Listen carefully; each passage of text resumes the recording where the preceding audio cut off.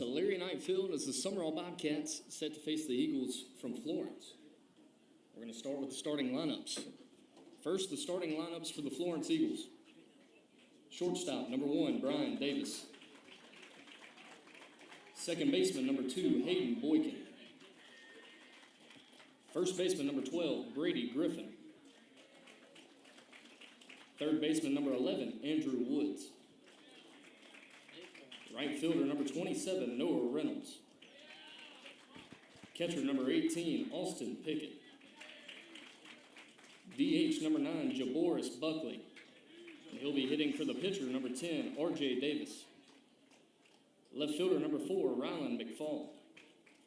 And center fielder, number 7, Morgan Weathersby. And now your starting lineup for the Sumrall Bobcats. Batting first, pitcher, number 8, Drew Davis. Left fielder, number 5, Caden Williamson. Shortstop, number 16, Landon Hawkins. Center fielder, number 22, Braylon Harrison. Third baseman, number 4, Leo Odom. First baseman, number 27, Jack Miller. Right fielder, number 9, Will Rayner. Catcher, number 36, Caden Cochran. And second baseman, number 7, Kellen Garcia.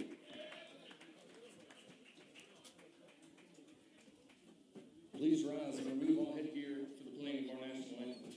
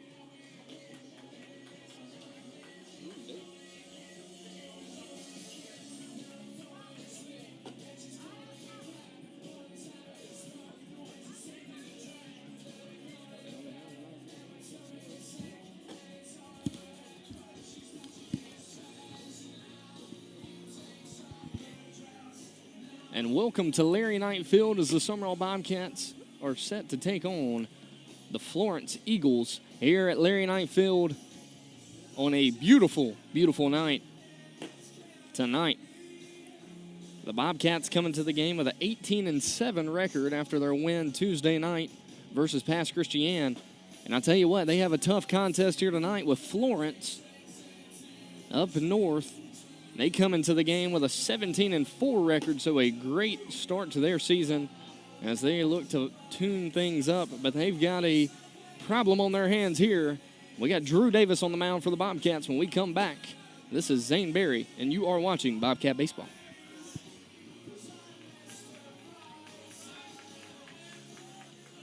Shortstop, number 1, Brian Davis. So shortstop number 1, Brian Davis, set to lead things off here tonight in Sumrall. The 17-4 Eagles, so a very, very good start. But the Bobcats looking to build off a 10-run rule just a few nights ago. And I tell you what, the Bobcat team's finally you can really see offensively they have turned the page. And Drew Davis, you got to tip your cap to Drew Davis on the mound the past two starts.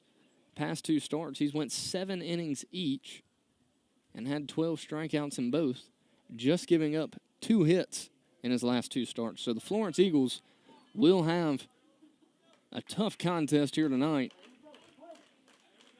with Drew Davis on their hands. And the first pitch to Brian Davis is going to be a ground out for out number 1. So 1 pitch, 1 out for Drew Davis. And now Hayden Boykin. Second baseman number 2, Hayden Boykin. So a 4-3 putout. And now Hayden Boykin heads to the plate. He's the second baseman for the Florence Eagles tonight, and he gets jammed. So 2 pitches, 2 outs for Drew Davis. A 3-3 putout. And this could be a 3-pitch inning if Brady Griffin is to get out here. First baseman number 12, Brady Griffin. So Brady Griffin, the hitter, the lefty. I'll tell you what, a big kid in the box. But he watches that fastball for strike 1. You got to imagine the coach had take there as his team had only seen 2 pitches, and they stood with 2 outs, but he's going to give this one a ride, and it goes over the scoreboard. So Brady Griffin gets the Florence Eagles on the board. He gets a fastball that he likes and turns on it. And the Florence Eagles take a 1-0 lead here in the top of the first inning. Just a good piece of hitting there. I mean, saw a fastball the pitch before, took it for a strike. Then he gave that one a ride. Third baseman number 11, Andrew Woods. So now the 4-hole hitter for Florence, Andrew Woods, comes to the plate. He takes the breaking ball for strike 1. And Davis already back in the zone after giving up a home run. He takes no time and throws 2 straight strikes. 2 great pitches there by Drew Davis. Just a sophomore. And a swing and a miss, and that's going to be out number 3. So 1 run on 1 hit. Nobody left on. And that's going to end things here in the top of the first. We will be back after the break.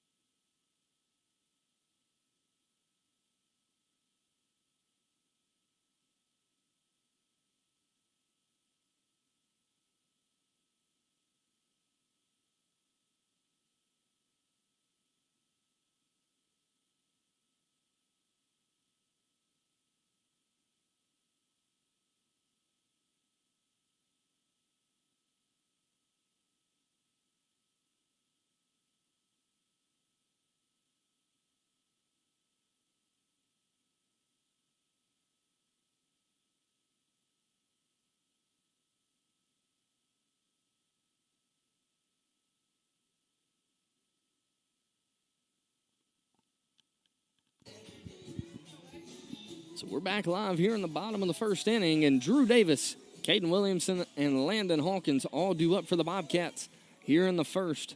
Drew Davis, the pitcher. comes to the plate, and he's got his first at bat here against R.J. Davis. R.J. Davis, a lefty from Florence. A good-looking pitcher. Based off the warm-up pitches I've seen, Drew Davis was all over that, but he fouls it back for strike number 1. So 1 ball, 1 strike here to Davis. Then you got Caden Williamson, Landon Hawkins, Braylon Harrison, Leo Odom, Jack Miller, Will Rayner, Caden Cochran, and Kellen Garcia. The starting lineup tonight for the Bobcats. 2 balls, 1 strike here to Davis. And I'm telling you, it's an absolute beauty of a day here at Sumrall. The perfect temperature. And Davis takes that fastball for strike 2. R.J. Davis took something off of that one. Just trying to find the zone. It looked like the 82-mile-an-hour fastball. Been sitting 85, 86. And he throws it again. That's going to be a strikeout to Drew Davis. Now Caden Williamson comes to the plate. Left fielder number 5, Caden Williams. So Caden Williamson comes to the plate here with 1 out, looking to get things started for the Bobcats. Caden Williamson had a home run just a week ago in their matchup against Forest County.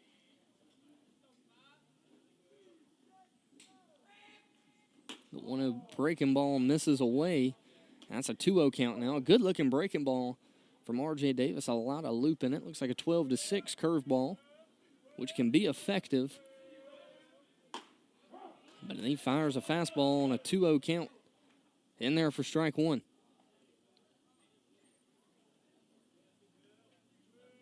The 2-1 pitch. This one's going to be hit up the middle, and that's going to be a 1-out single for Caden Williamson. Just a solid piece of hitting and a solid approach there by Caden Williamson. Shortstop number 16, Landon Hawkins. So Landon Hawkins comes to the plate here with 1 out. And the meat of the order, Hawkins, Harrison, and Odom. The next 3 batters up. R.J. Davis going to be able to hold the runners on, being a lefty a little better than a righty can. And this Bobcat team likes to run. So that may affect the Bobcats' aggressiveness on the base path tonight. They hadn't seen many lefties this year. Seems like a lot of righties. And that one misses inside, and so the count goes to 1-1 here to Landon Hawkins. 1 ball, 1 strike, 1 out. Williamson stands at first. He's got a good lead over there at first base. He leans back, and the pickoff move doesn't fool him.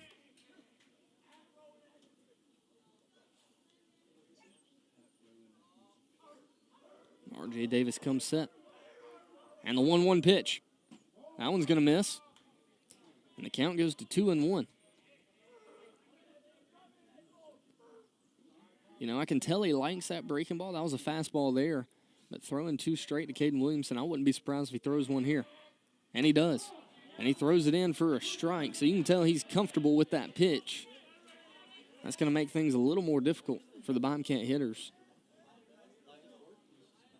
And Hawkins has to battle here with 2 strikes. And he's going to run on the breaking ball. And he's going to be thrown out at second. I thought he got under it. But the umpire out at second base has a better look than I do. And calls him out. So now a full count here with 2 outs. Chose a good pitch to steal on, a breaking ball, but it kind of worked as a pitch out. That ball was up and out. Catcher just grabbed it and threw it to second. And that's going to be strike number 3 to Landon Hawkins. That's going to end things here in the first. So we head to the top of the second inning. The Florence Eagles winning 1-0 when we come back after the break.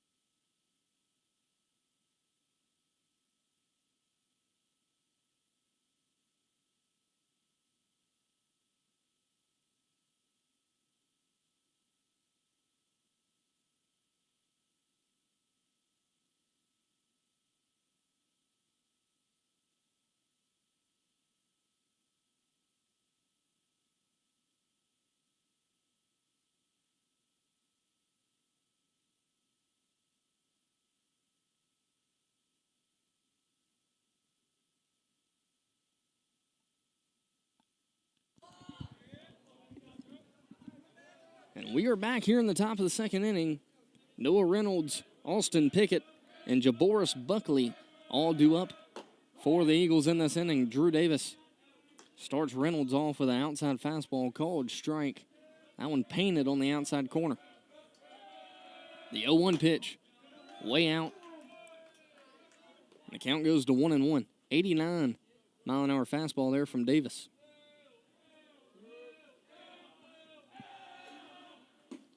Good slider. Reynolds doesn't fall for it. He wanted it. But stopped himself on the check swing, and the count goes to 2-1. Here to Noah Reynolds. Noah Reynolds, the right fielder for Florence tonight. He's late on that fastball. It goes into the Sumrall dugout. So now the count 2-2 here to Reynolds. No wind here tonight. You know, all the weather we've had here lately. But it's calm as can be out here.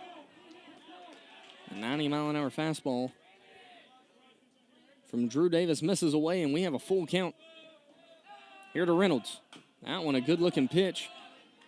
Just tipped. So the count stays full. Drew Davis works so fast. I love calling games behind him. He's ready for the next pitch as soon as he throws it. This one dribbled to Odom. Odom makes the grab and throws it to first for out number 1.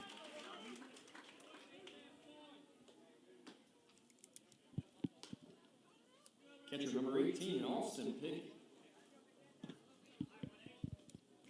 So a 5-3 putout to Noah Reynolds for the first out of the inning, and now Austin Pickett, the catcher, comes to the plate.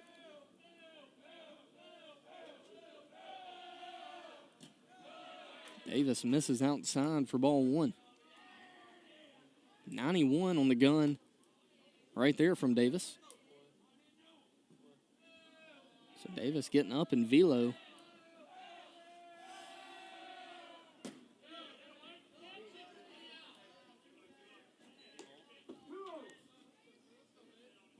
So a 2-0 count.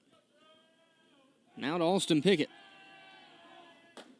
He gets back in the zone there. A big swing and a miss by Pickett. Pulled off on that one.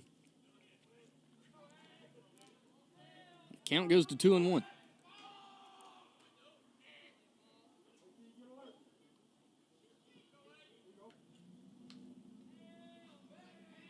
Davis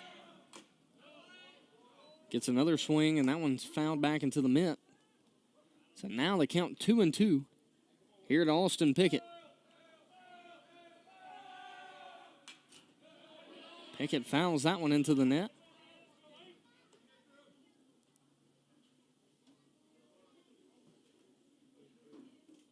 And he steps back in the box ready to hit. And Davis on the mound, the 2-2 pitch.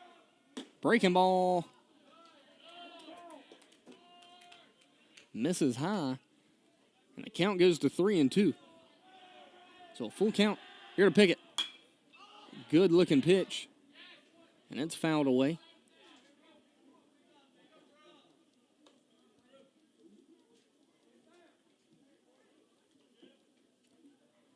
So the count stays full to the catcher.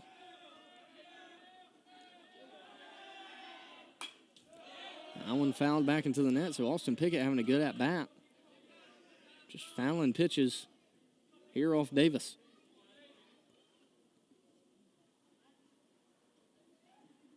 A defensive swing from Pickett. Just putting the bat on the ball, which we're supposed to do with 2 strikes. But he gets one swinging there. And that's Davis's second strikeout of the night. DH number 9, Jaboris Buckley.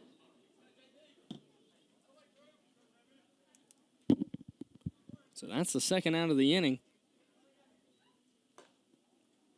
5-3 put out and then a strikeout to Austin Pickett. And now the DH, Jaboris Buckley, comes to the plate. He watches that one in the dirt. Good block there by Cochran.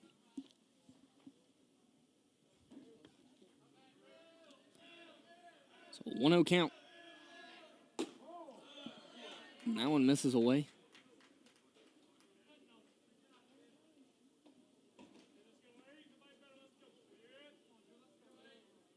Drew Davis gets a new ball. You know, this is probably the first really hot game of the year. You see him switch balls twice now in this game. Probably sweating a good bit on the mound. He finds the zone there. And now a 3-1 count here to Jaboris Buckley.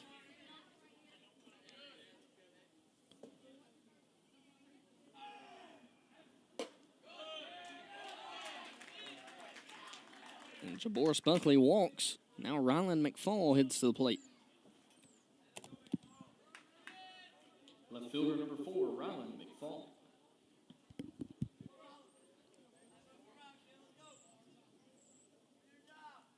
So Ryland McFall heads to the plate. Jaboris Buckley on first. A 2-out base runner. Had a ground out, a strikeout. And then the walk to Buckley has got us where we are so far in this inning. Florence with a 1-0 lead. There's one hit tonight. The lone ball back in the first inning.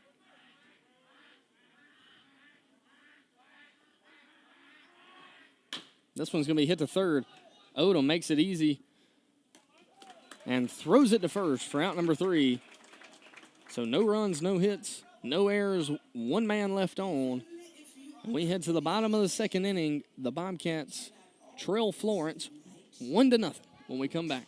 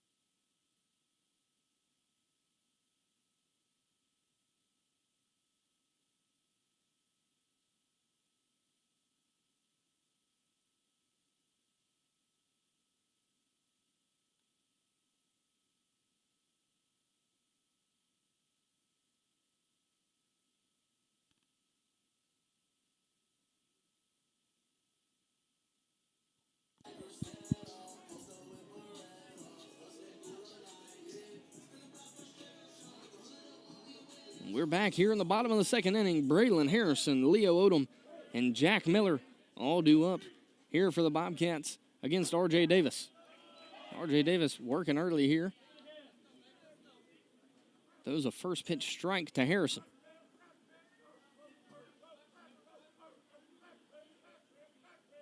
The 0-1 pitch, and he trips off the mound.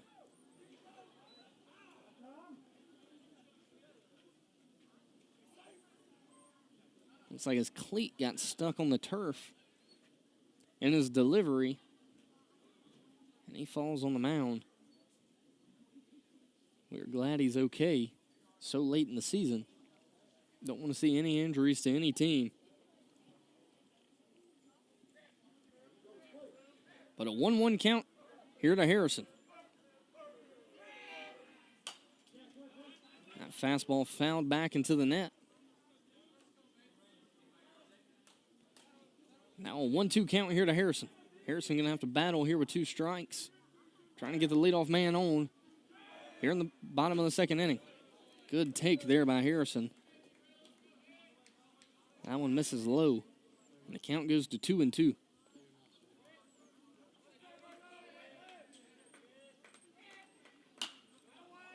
Good swing. And it's fouled back. So Harrison battling with 2 strikes.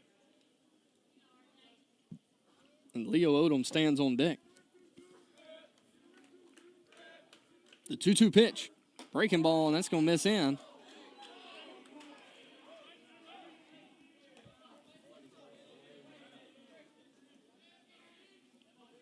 So a full count now to Harrison. That one.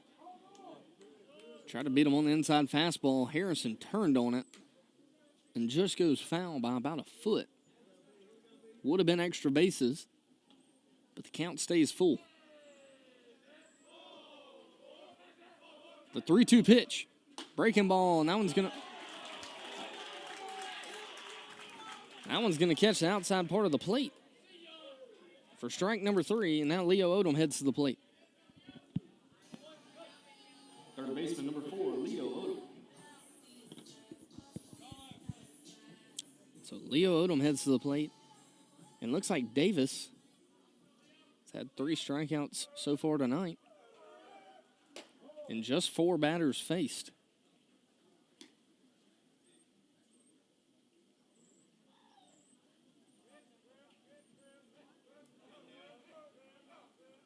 The 1-0 pitch. Breaking ball. Called for strike 1. Yeah, it's a little different. This breaking ball curves back into the strike zone, so looks away at first. Just a little different look out of the hand of a lefty. But got to use that side of the field. Odom, a healthy swing, and it's fouled back into the net.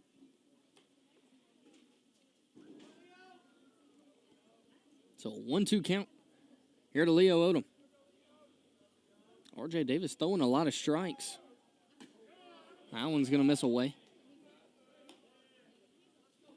So 2 balls, 2 strikes here to Odom. Davis in the windup.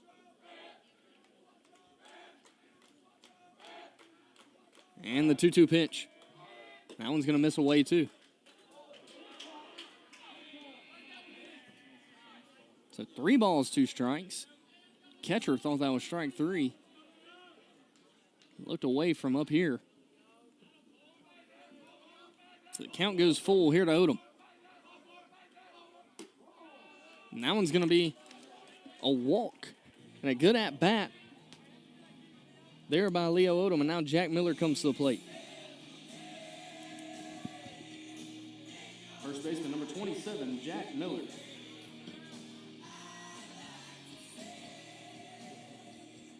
You want to hop on? Let's do it. After the inning. So Odom reaches via the walk, and now Jack Miller comes to the plate. He watches that one for strike 1. Will Rayner stands on deck here for the Bobcats. Miller gets a hold of that one, and it's going to be a single up the middle. Odom's going to hold on the brakes. And so now Bobcats have 2 base runners on here with 1 out in the bottom of the 2nd inning. Right fielder number 9, Will Rayner.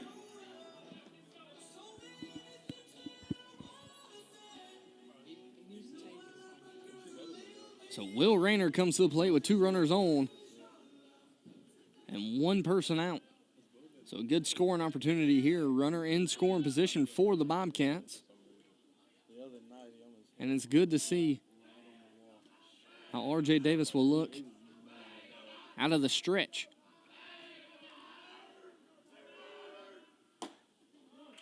Rayner, a good swing, but he misses that one. And the count goes to 0-1 here with 1 out. No balls, 1 strike, 1 out. Here for Will Rayner. Odom stands at second, Miller at first. And the inside move. Unable to get Odom.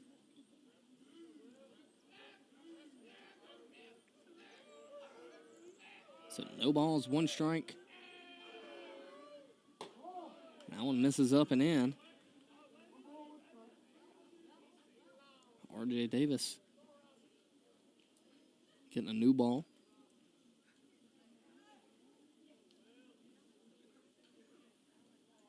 The Bobcats, 2 hits on the night. Jack Miller, and Caden Williamson back in the first.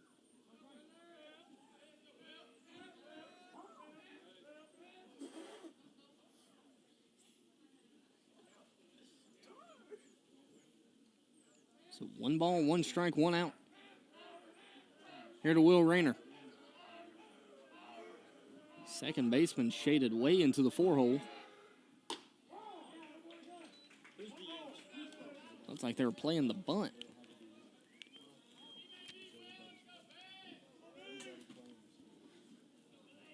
So a 1-2 count now to Rayner.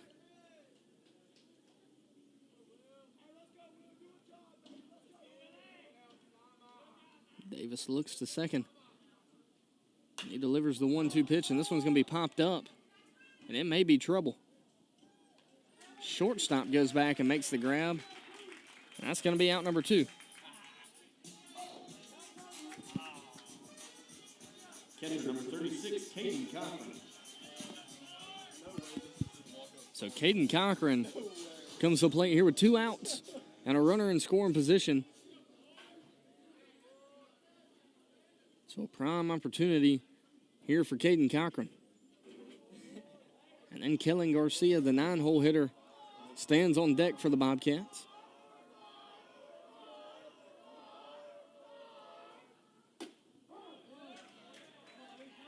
That fastball in, catches the inside part of the plate for strike 1.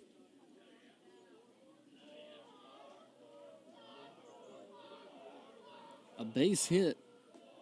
I guarantee you Coach Andy Davis will be sending Odom. So 2 pitches, 2 strikes to Cochran. So he stands in with an 0-2 count here with 2 outs.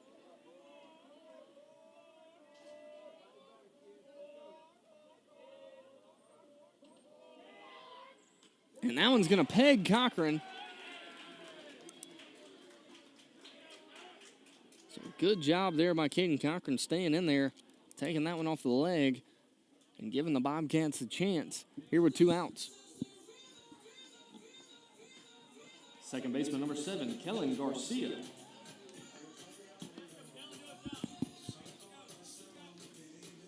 So Kellen Garcia comes to the plate here with 2 outs and bases loaded. So a great opportunity here for Kellen Garcia, and the top of the lineup stands on deck. So if he's able to pass the bat back, that could be huge for the Bobcats here in the bottom of the second. They trail Florence 1-0 here through 1.5 innings of play. That one's going to miss in. You can tell Davis really likes that fastball in. Comes across his body. That one misses low. The catcher throws it to third, but not in time for Odom. And now a 2-0 count here to Garcia. Garcia, the East Central signee for the Bobcats. The 2-0 pitch misses up. And now a 3-0 count. So a little pressure now on R.J. Davis. 3 balls, no strikes. That one catches the plate for strike 1. So 3 balls, 1 strike here with 2 outs. Bobcats have a prime scoring opportunity. Kellen Garcia. He takes that one in for strike 2. Now the runners will be going on the pitch. So a ball 4 base hit situation for Kellen Garcia.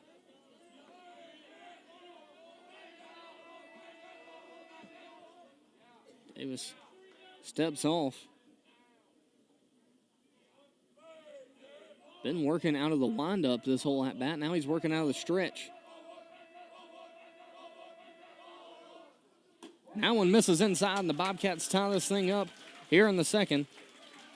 2 big at-bats there by Caden Cochran and Kellen Garcia.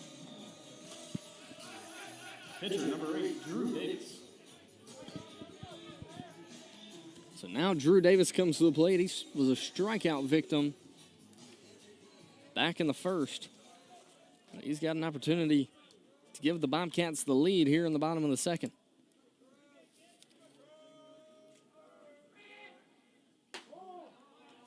That one misses for ball one.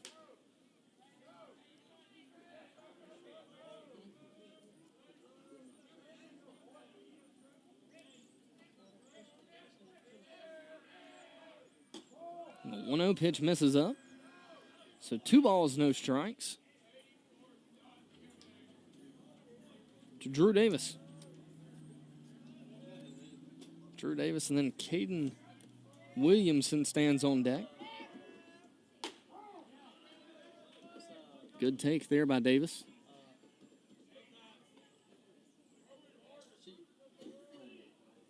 Two balls, 1 strike, 2 outs. Miller stands at third. Hawkins at second. And Garcia at first. And Drew Davis steps in with a 3-1 count here with 2 outs.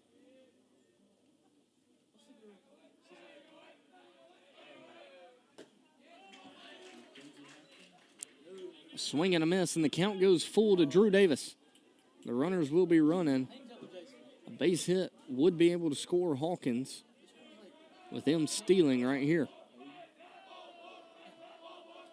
A hit in the gap may even score Garcia. And this one's hit to the third baseman. It hits off his hand. And that's going to be a single for Drew Davis.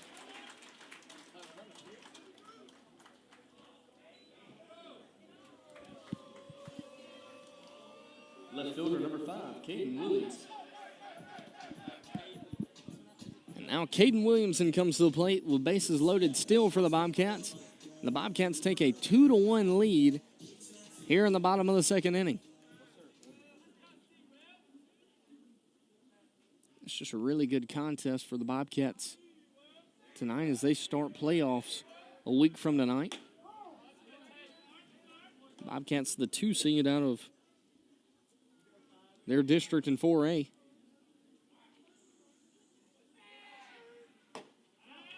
Williamson sees one high and gets a swing and a miss. Now he's got a 0-2 count here with 2 outs.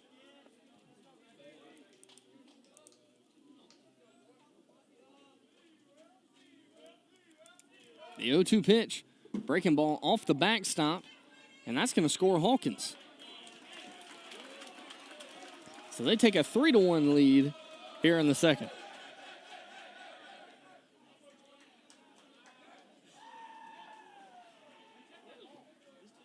Now the runners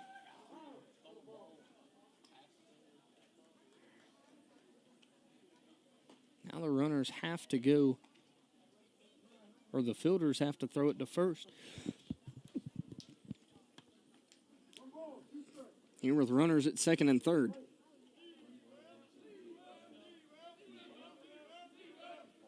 That one's going to miss up and in. 2 balls, 2 strikes to Caden Williamson. Williamson 1 for 1 on the night. That's one of the Bobcats' 3 hits. Good swing, fouled back into the net. Garcia stands at third. The pinch runner, Hayden Brown, stands at second. A good breaking ball. Misses up. And now a full count to Caden Williamson. R.J. Davis's pitch count climbing here in the bottom of the second. This one's going to be popped up. First baseman camps under it for out number 3. But the Bobcats able to score 3 runs here in the bottom of the second inning and take a 3-1 lead. So we head to the top of the third. We will be back after the break.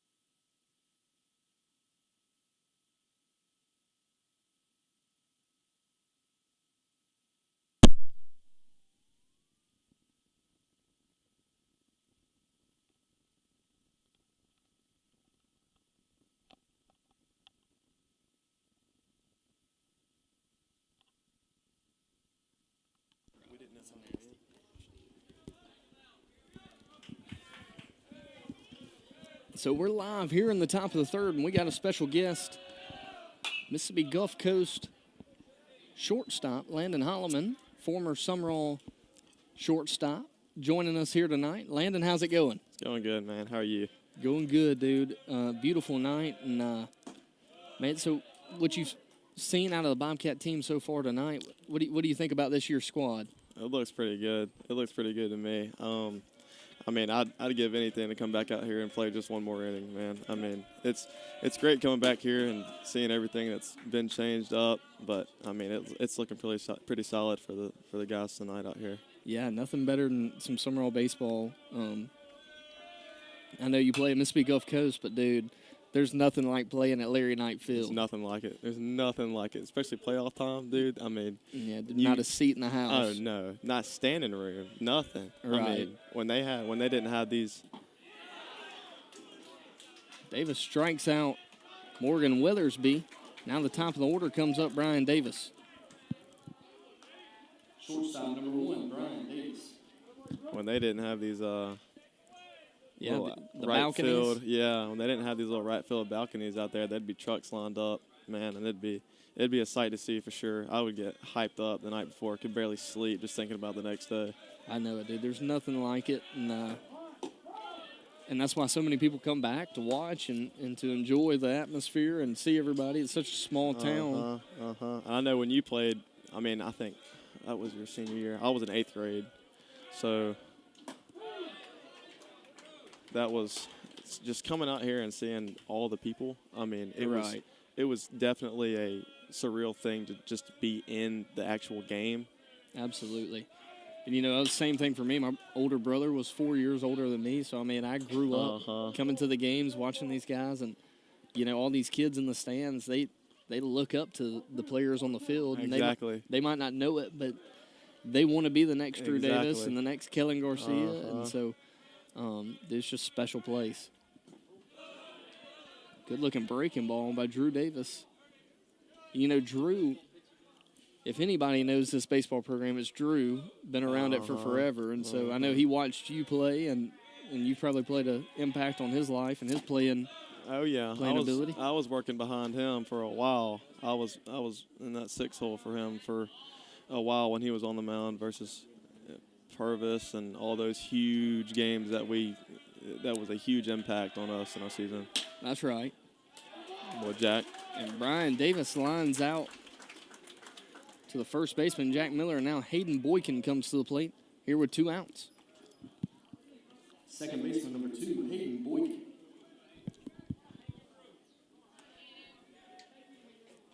It's also awesome seeing Kellen and is that Landon at shortstop? Yeah, Landon Hawkins at short tonight. Leo Odom at third. I see Jack over there. He was the first baseman for me too when I was here. Yeah, so a lot of familiar faces for you. Yeah, for sure. But I want to talk to you about the transition from Sumrall to Mississippi Gulf Coast. How was that for you? It's right when I got to Gulf Coast. You know, it was definitely different. This one hit sharply to Garcia. He's able to glove it. Yeah. Throws it to first. That's a great play by Garcia. So that ends things here in the top of the third inning. 3 up, 3 down. And we're going to head to the bottom of the third. Bobcats lead 3-1 over the Florence Eagles. And Landon will pick this conversation up when we come back. Let's do it.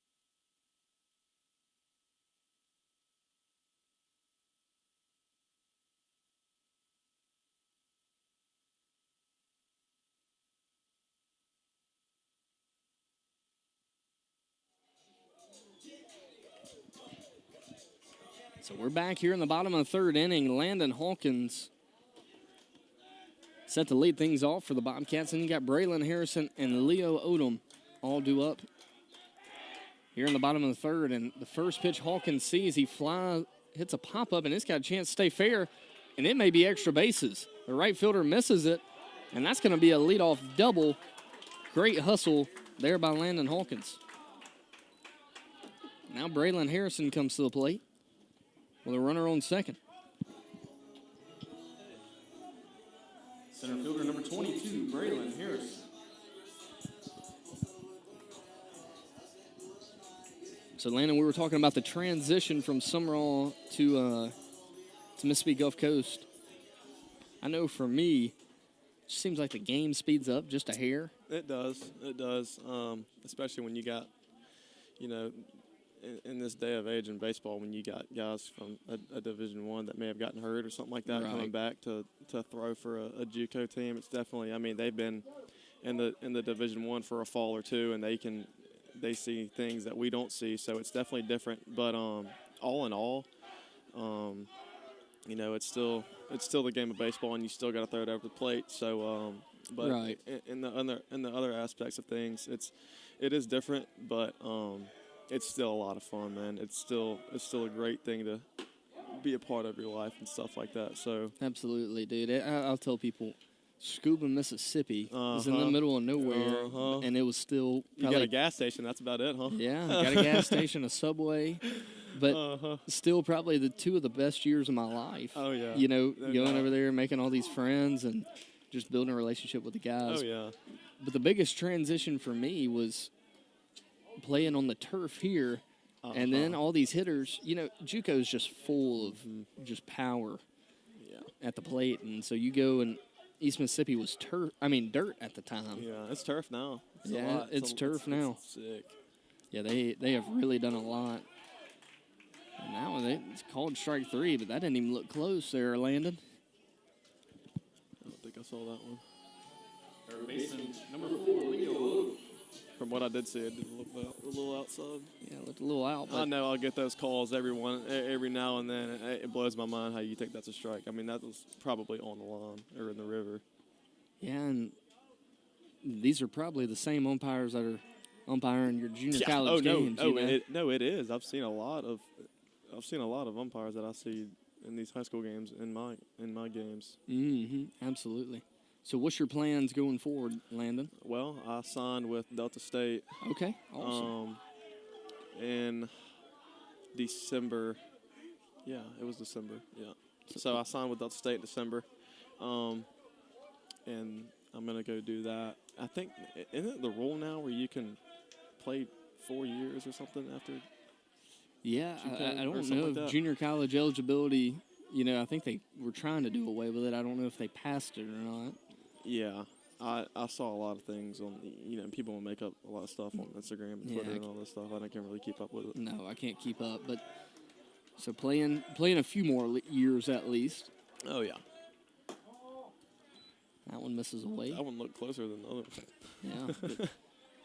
You never can tell, dude. I'm telling you, you can't tell. Yeah, we've got such a good view up here. From line to line. You see some of these pitches, and you're like, oof. Yeah, I know. That one definitely missed. Florence, a good team, 17-4 coming into the game. A good lefty on the mound. And Bobcats have handled it pretty easily last inning. And on that, half a runner in scoring position here in the bottom of the third. Odom takes that breaking ball. Florence has definitely improved since the last time we played a series against them my senior year, and we beat them 10-0 both times we played them. They've definitely improved. I've got one of my cousins over there on Florence, actually. Okay. I've got some family here. Awesome. So it only made sense for you to make the drive tonight. That's right. He's a freshman, I believe. Okay. I think I see him somewhere over there. So where are y'all at in y'all season so far, Landon? I think we've got Pearl River Tuesday. So we're in conference now. Okay. We're in conference now. We just played Jones yesterday. Split with them. That was a good split. We needed that. Are y'all but- making a playoff push this year? Yeah. We should be pretty good in the playoff run. Now a 2-2 pitch. And this one's driven to right field. The right fielder camps under it. That's going to be out number 2. A good piece of hitting there by Odom. Well, in JUCO, man, you never can tell. I mean, you'll play teams where you First baseman number 27, Jack Miller. you'll play teams where you know you're supposed to beat that team. They'll come in your own field and they'll destroy you. I mean, it's at the end of the day, like I said, it's a game of baseball. It's crazy how just things can turn from one inning to another inning. It's crazy. Absolutely. I remember my sophomore year at East Mississippi, we had just swept Northwest, who was really good, and we turn around like 2 days later, go to Coahoma. They couldn't even, their field got flooded, so they couldn't play at their field. So we're playing at a rec field. Yikes. And they took one from us. Yikes. That's crazy. And I don't know if they had won maybe 2 games. Ooh. Harrison gives this one, or Miller, gives this one a drive into left. The left fielder camps under it. And that's out number 3. So the Bobcats lead 3-1. We head to the top of the 4th inning. This is Zaneberry and Landon Holloman. We will be back after the break.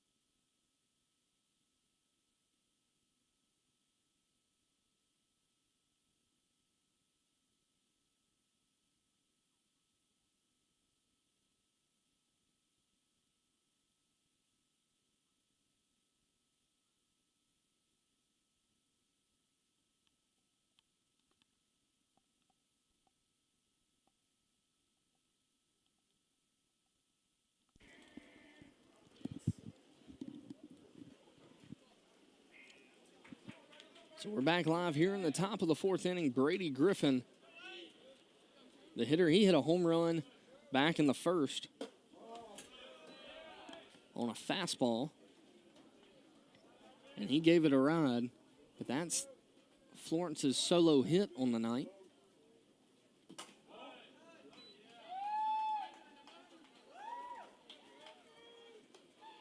So now a 2-0 count to Brady Griffin.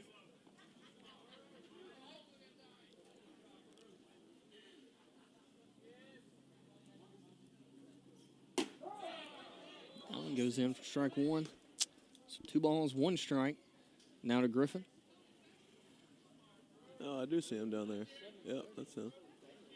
So, Landon, you have a few Sumrall alums. Here we go.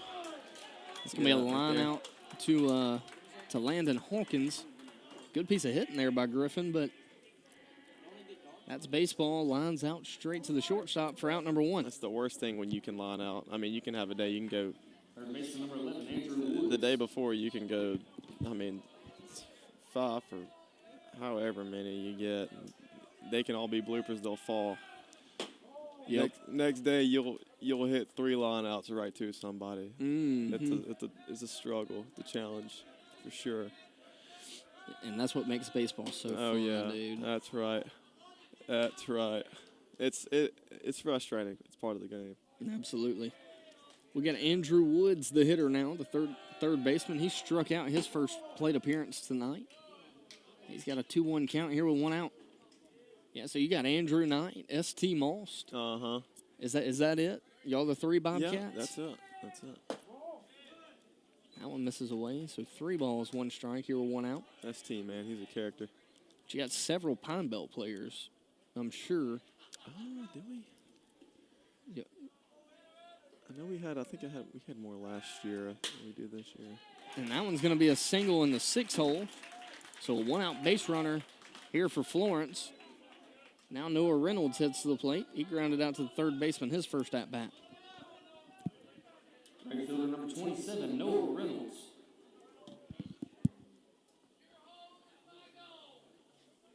So 1 out here for Drew Davis. He's got a base runner on first. Breaking ball gets behind Caden Cochran. That's going to allow Andrew Woods to reach second.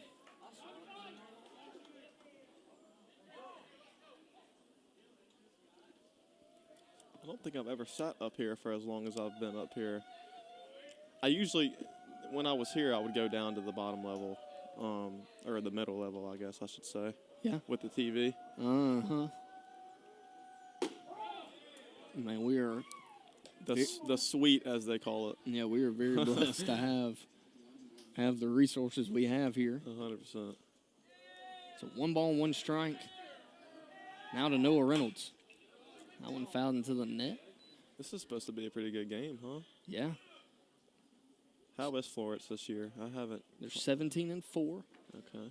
So very good start to the season. The Bobcats 18-7 coming into this game. You know, they lost 3 out of their first 4 to start the season. Yeah, I knew. I was keeping up with that. Yeah, they had it. Definitely. Which, granted, they faced some really good arms. You know, Oh, 100%. arms are always ahead of bats. I know the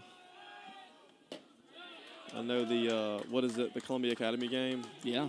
That was a good game. I wish I was there for that one. Me and Andrew were actually watching that game at Gulf Coast. We were tuning into that one. That was a good one to see, at least live, from somewhere. Absolutely. That was a good game. That was, man, that was a great pitching performance. Sumrall had a good pitcher come in, Rowan Atkinson. Is he new? He's a newer kid. He came from Simpson Academy, and he came into that game and really shut Columbia down. But Logan Buckley threw a gem, and then Trent Buckley came in and closed things out. And I think that was the only thing that we lacked when I was in my good 3 or 4 years when I was here, was a really, really good lefty, except for Cross. Yeah, and, you know, we didn't have – Get up, Kelly. we didn't have the most pitching when I was here, but we had the bats. Oh, my goodness. Great bats. So a line out to Kellen Garcia, and that ends things here in the top of the 4th inning. The Bobcats lead 3-1 when we come back after the break.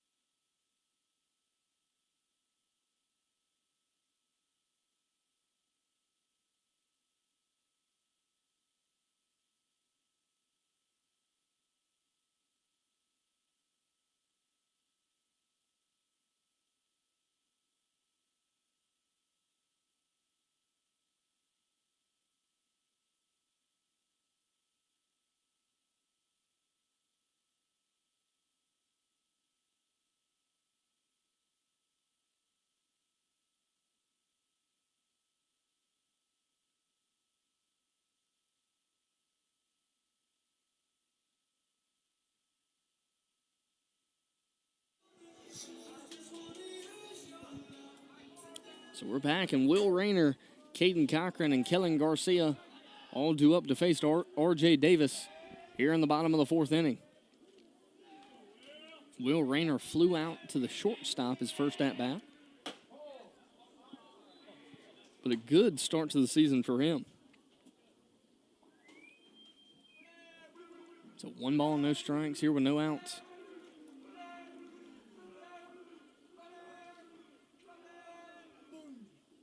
And that one misses in. And the count goes to 2-0 here with no outs.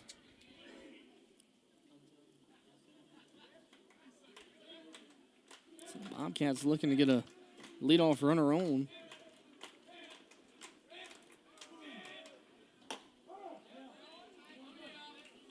That breaking ball falls in for strike one, so a 2-0 breaking ball to Will Rayner. Another one. So a 2-0 and a 2-1 breaking ball. Now Rayner stands in with a 2-2 count.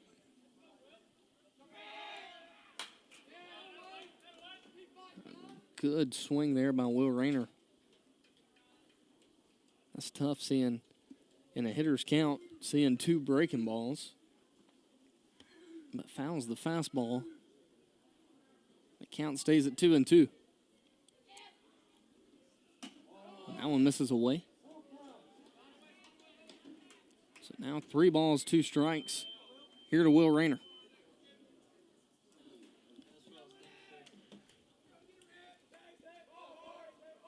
Leave. What's up? That one misses in a leadoff walk. I need to get some insurance coming into the fifth right here. Catcher number 36, Caden Cochran. Old pork chop, man. Leadoff base runner, huge. How about this walk-up song for him? Caden's quite the character. Oh, yeah. And he hammers that one. And it goes foul. But a good swing there on an 0-0 count all over that fastball. I wouldn't throw that again. Not the next pitch, at least. Maybe elevate it a little bit or something.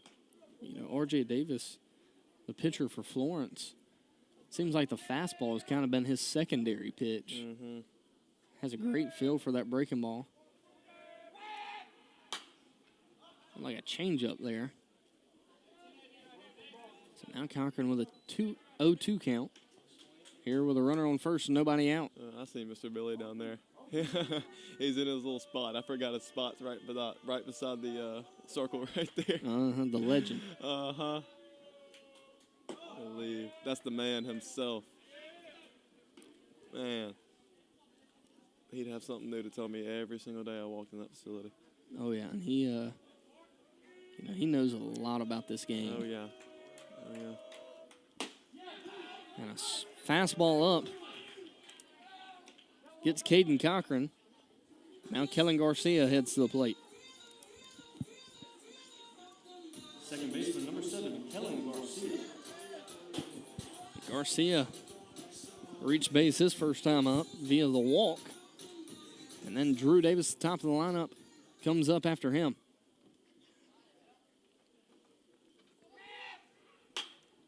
This one, maybe trouble. The right fielder gets under it for out number 2. So after a leadoff walk, 2 quick outs for R.J. Davis, and now Drew Davis comes to the plate here for the Bobcats. Pitcher number 8, Drew Davis. So Drew Davis, he's 1 for 2 tonight, a strikeout and a single. He comes up here with 2 outs and Will Rayner on first. Has he been pitching backwards the whole game? You know, he's kind of, ever since that second inning, you can kind of see him start pitching backwards. Had a good feel for his fastball at first. Yeah. But now it seems like he's really locating that breaking ball better than the fastball. Pretty good. I wouldn't be surprised if he throws a fastball here after throwing back-to-back breaking balls. Yeah. Oh, he throws another one.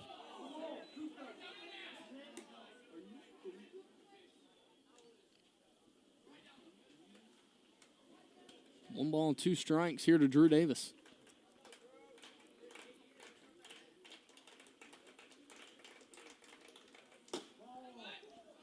And you know, Drew Davis makes that inside pitch look way in when it's really not as in as it can be. Hey, you got to do what you got to do. Did you see he stands all over? His hands are over the middle of the plate. It reminds me of a little K. Dito action right there. Hands over the plate. A breaking ball, swing and a miss, and that's out number 3. I said he looks like the right-handed Shohei Ohtani. That's a good one. But that ends things here in the 4th. So we will be back. This is Zane Berry, and you are watching Bobcat Baseball.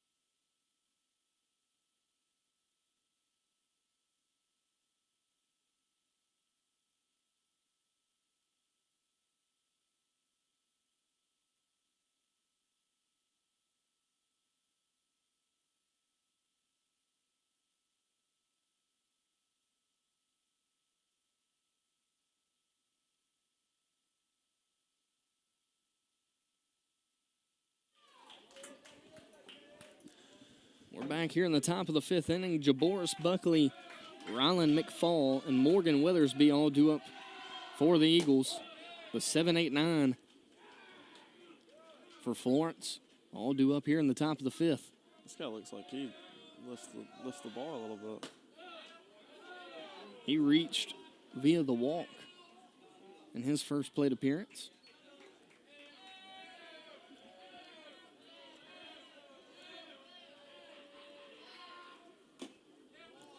Late on that breaking ball there, and the count goes to 1-2. And man, Drew Davis works so fast on the mound. 1 ball and 2 strikes. A swing and a miss, and that's strike number 3. And that'll bring Rylan McFall to the plate. He grounded out in his first at-bat. Drew's got his rhythm going. He's unstoppable. You can't touch him. Left fielder number 4, Rylan McFall.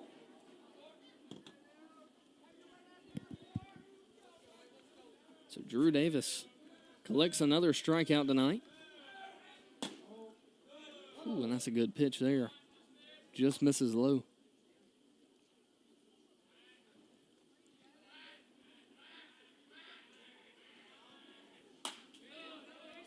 That one found back into the net. I would love to play behind Drew Davis, how fast he works. Oh, yeah. Yeah, he grabs the ball. He's straight on the mound. Straight on the mound. 1 ball, 1 strike, 1 out here to Rylan McFall. He watches that breaking ball. And the count goes to 1-2. I like the fast pace myself. I don't like to sit around and wait. Right. So when a pitcher is, it's a good pitch. Another strikeout. Yeah, he's doing his fielders a favor.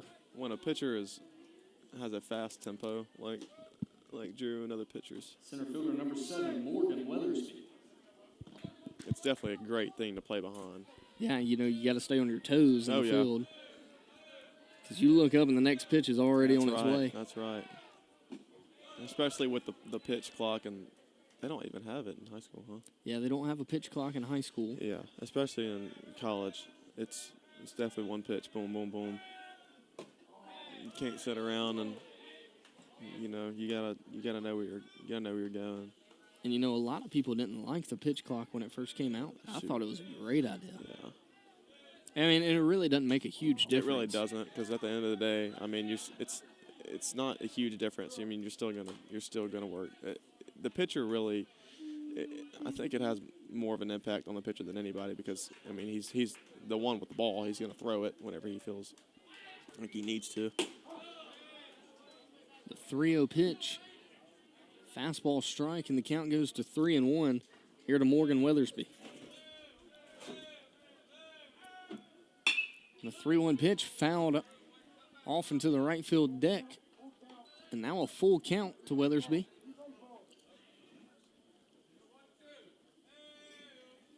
A lot of seniors on this team, Landon. How many seniors they have this year? Oof. A ton. I couldn't tell you the number, but I know it's a lot of them. 3 balls, 2 strikes, 2 outs. Drew Davis gets on the hands of Weathersby, and this one's going to be popped out to Landon Hawkins for out number 3. So a quick 3 up, 3 down for Drew Davis, and we head to the bottom of the 5th. The Bobcats lead 3-1 when we come back after the break.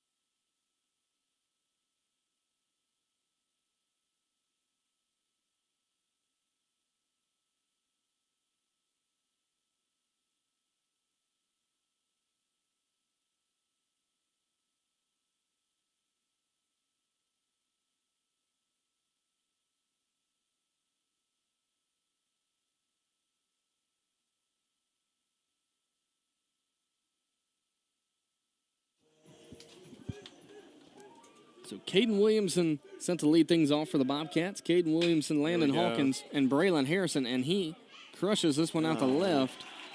A good swing, but that's what we were talking about earlier. This game is unforgiving, as they would say. So now Landon Hawkins comes to the plate here with 1 out. Shortstop number 16, Landon Hawkins. He takes that one for ball 1. Landon Hawkins going to Pearl River. You got Jack Miller going to ICC. Kellen Garcia going to East Central. So a lot of junior college guys on this team. Oh, yeah. I see Landon switch his bat. So a lot of JUCO bandits. I wasn't a fan of switching my bat a lot. I'm still not. He's used this bat majority of the season. Yeah. You see Harrison got the same version on deck. Yeah. 2 balls, 1 strike here with 1 out. Hawkins having a great year. He just picked up where he left off last year. Oh, yeah. The year before last year, too, he was hitting good for us. Yeah, he's a competitor, man. Oh, yeah. 3 balls, 1 strike here with 1 out. He watches that one in. And so that's going to be a 1-out walk to Landon Hawkins. Now Braylon Harrison comes up to the plate. Center fielder number 22, Braylon Harrison. Harrison 0 for 2. 2 strikeouts on the night. He's got him a couple couple bombs this year. Yeah, he got 2. Had one oppo, then took one over the left field wall, so spraying it. All he did whenever we were in BP a few years ago was spray that ball over the second baseman's head. And It's do a that. great habit to form, too. Yeah, absolutely. A great I was about to habit. say. His hands drive it, too. It's not just his swing, his hands. I've always noticed that about him whenever I was here. His hands kind of drive and guide that ball over to second base. He's such a good athlete, Yeah. too. You know, he can probably misread a ball and still be able to hit it. Oh, yeah. And, you know, he's got ability that a lot of people don't have with as athletic as he is. And I know you're kind of the same way. Just you're able to adjust on the fly. Yeah. You don't have a lot of time to just sit back and wait. You gotta go. Yeah, y'all probably have a similar approach because y'all both have a lot of speed. Yeah, and I mean, with all the fast pitching we faced, I mean, and the great off speed we face, I mean, you gotta adjust to, you know, where you think. And the scouting report on the guys have a lot to do with it too. I mean, Right. we do a lot of that. I think, you know, that was one of the things that changed for me when I left here and went to East Mississippi was my approach at the plate. Because junior college, there's some very good pitchers. Oh yeah. The guys you see, game 2, the 7-inning game. The game 2 guys. There And we this go. one falls down the left field line. You're going to see Landon Hawkins go back, Braylon. put on the brakes. Looked like it was going to get down in the corner, but the left fielder stopped it, and that's going to be a 1-out single for Braylon Harrison. Third baseman number 4, Leo. So Braylon Harrison's first hit of the night.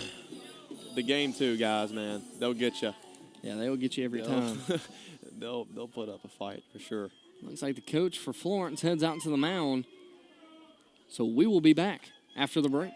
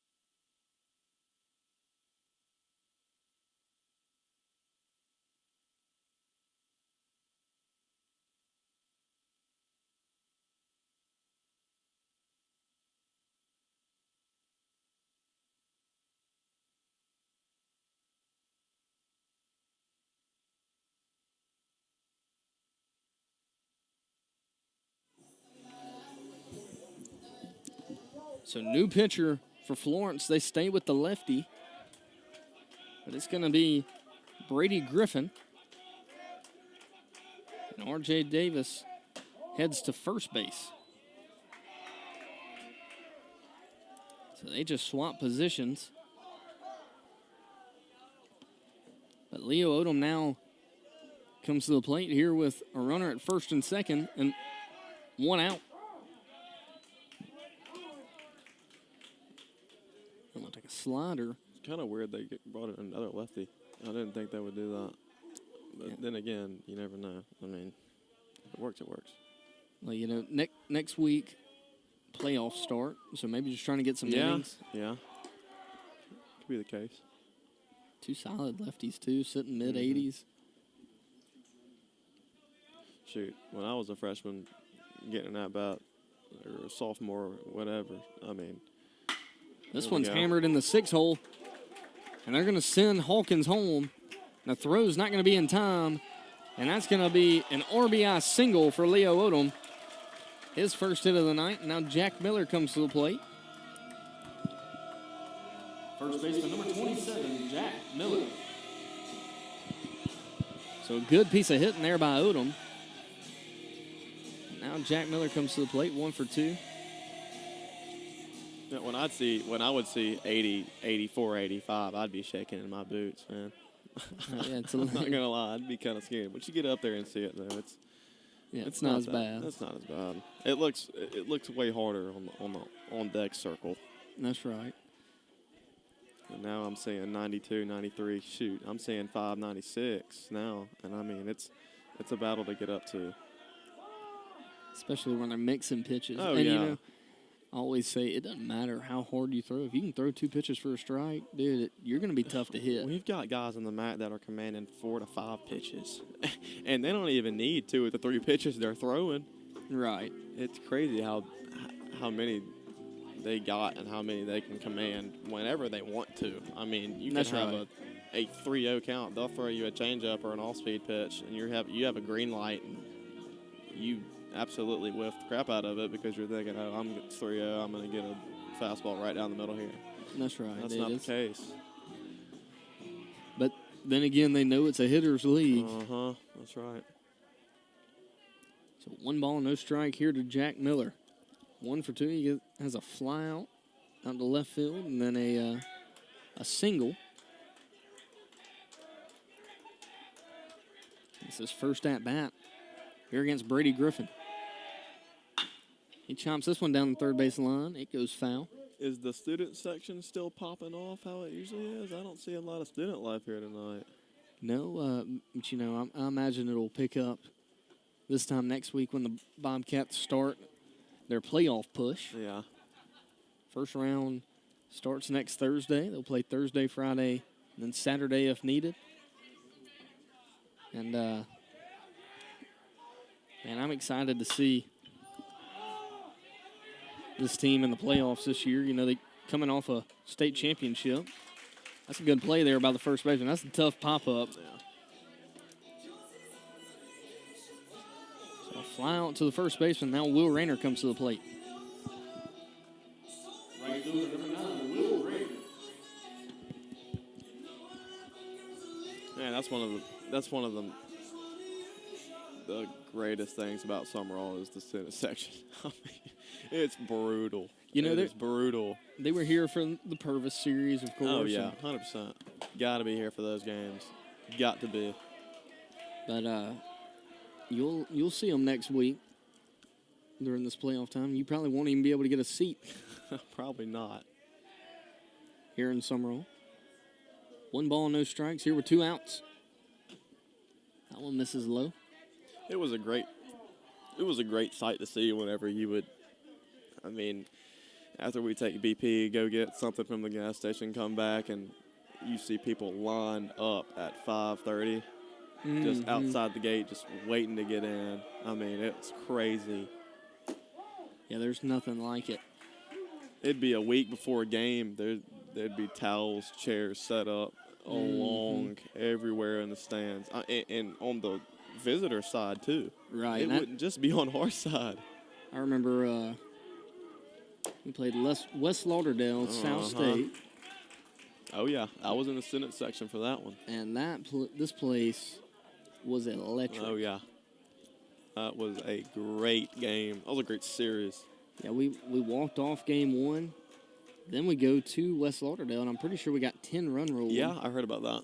And then we came back and walked it off to get to the state championship. That was one of the greatest high school baseball games I have ever got to witness. That was a good one. A lot of those guys for West Lauderdale still playing. That one gets outside part of the plate for strike 3, but we head to the top of the 6th inning. The Bobcats able to tack one more on, and they lead 4-1 when we come back after the break.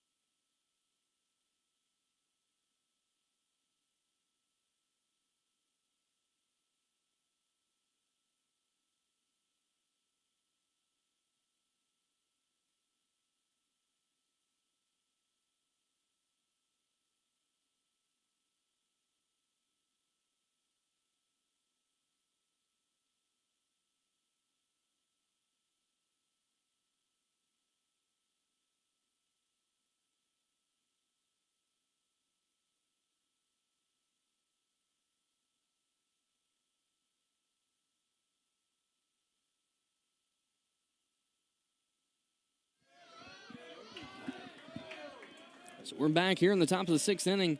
The shortstop, Brian Davis, comes to the plate. He squares the bunt, decides not to, and watches that one for strike 1. He's 0 for 2 tonight. He's got a line out to the first baseman and then a ground ball put out to Kellen Garcia.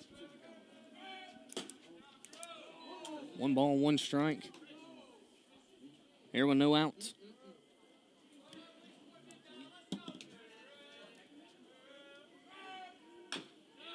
The top 3 in the lineup all due up for the Eagles. Brian Davis, Hayden Boykin, and Brady Griffin, the hitters. Brady Griffin, the guy who hit the solo shot back in the first. That's going to be strike 3. So out number 1. Drew Davis gets another strikeout. Second baseman number 2, Hayden Boykin. So Hayden Boykin comes to the plate. And that's Drew Davis' 7th strikeout of the night. Through 5 1/3 inning.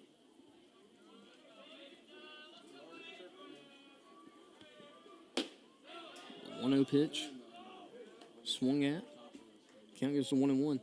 I know we talked about you playing with some Sumrall Bobcats out at Mississippi Gulf Coast. Are they having good seasons so far? Are they playing any? I know we got ST and Andrew Knight.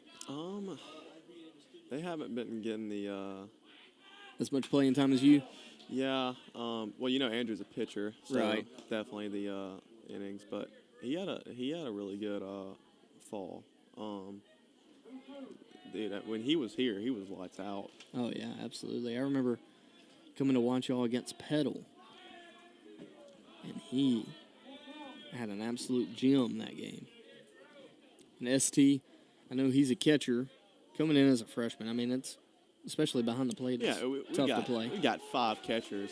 I mean, it's a battle. I think 2 of them are, only 1 of them are sophomores. Pitcher number 12, Brady Griffin. We got 1 sophomore catcher, the rest are freshmen, so it's really a battle for all of them to get some. Yeah, I mean, I don't care what level you're at. Playing as a freshman's tough. When a guy's been there and knows the system 100%. and knows what to expect, so he'll get his time. Yeah, but they're loving it, man. It's definitely a great thing for me to be around them and for them to be around me. I mean, we know each other like nobody else knows us, so it's the chemistry is the best part about it. That's right. I lived with 2 Bobcats when I was at East Mississippi. I lived with Garrett Robbins, who got married this weekend, and then oh yeah, I heard about that. And then Halen Sanford, who's old Halen out in the military, serving the country. So we appreciate what they do. But Drew Davis strikes out the side here in the 6th, and he gets his 9th strikeout on that last one. But we head to the bottom of the 6th inning. The Bobcats lead 4-1 here in Sumrall. When we come back, this is Zane Berry. You are listening to Bobcat Baseball.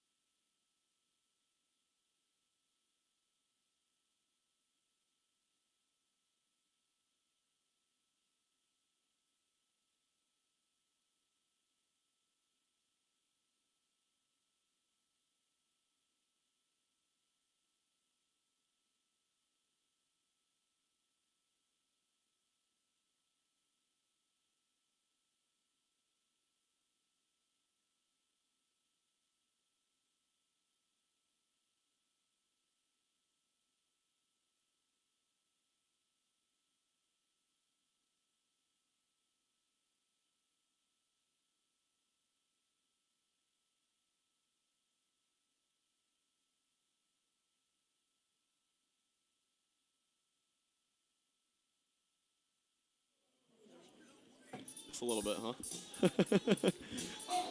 Catcher number 36, Caden Cochran.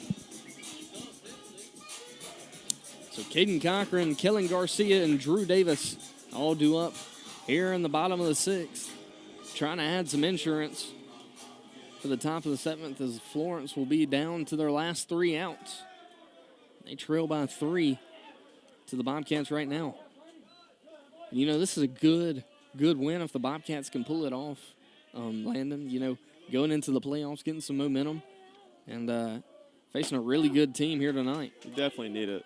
You definitely need a good momentum going into any game that matters, just like playoffs or anything like that. It helps out a lot. Absolutely. Some momentum and can be contagious, and just like hitting's contagious. You see the Bobcats That's right. have really picked it up offensively here in the latter half of the season. Looks like the catcher got crossed up there, and it hits him in the leg.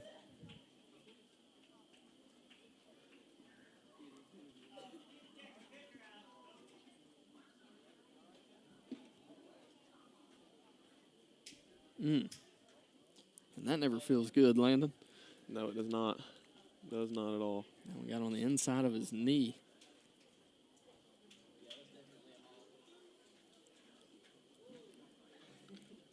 So Delta State, you'll be in Mississippi College's division. Yep. And West Florida, Alex Knight, West Florida. an alumni of West Florida. Uh-huh. I love me some Alex Knight, man. That dude is a funny guy. Yeah, he is a He clown. is a funny guy. I've had the pleasure of coaching beside him. Oh, goodness. Jack Miller's younger brother, Payne Miller. We coached him for 4 years. Took some trips to the World Series, had a good time. But he was an interesting character to live with for the weeks that we went on those trips. We had an absolute blast. And I tell you, if there's one guy, if you've got a son or a relative that you know that needs pitching lessons, he's the guy to take them to. Oh, Dude. He knows more about pitching than anybody I know. Dude is a guru. 2 balls, 2 strikes here to Caden Cochran. swear. And Cochran points to the umpire, says that hits his foot. And he jogs down to first. The umpire's going to appeal this. Caden Cochran's already headed to the dugout. He took his helmet off. And they say it hits him. So they get the leadoff runner on. And now Kellen Garcia comes to the plate. Second baseman, number 7, Kellen Garcia. So a hit by pitch.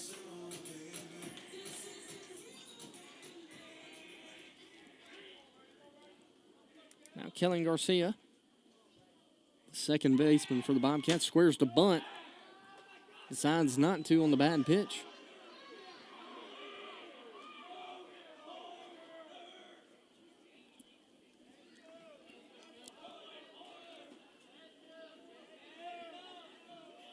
I imagine he's going to square again here. Yeah, he does. Here. Come on. He gets on the hands of him. And he bunts that one foul. That was one thing I was very good at, Landon, was laying down a bunt. It's a good thing to have. I bet I had 20 bunt for hits my senior year. Jeez. Shoot, I wish I was that good at bunting. But with Coach Knight, I mean, we religiously bunted Oh, yeah. at practice. And, you know, if Kellen gets it down and is able to move Parker Hawkins, the pinch runner, no harm done, you know. Ooh.